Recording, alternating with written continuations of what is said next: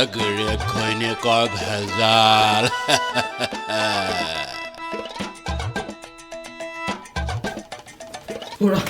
Bora, আজি ভাল বাছিল বুইছা কিয় কি হলনো আমাৰ ফ্যাক্টৰীত জুই লাগিলে হা ভিতৰত জুই সকল আছিল সব মৰিলে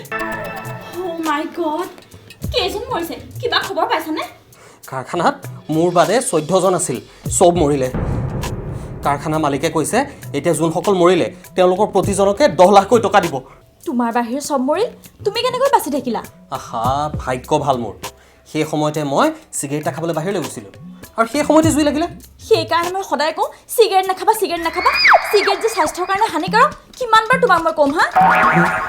গ'ল নেতে 10 লাখ টকা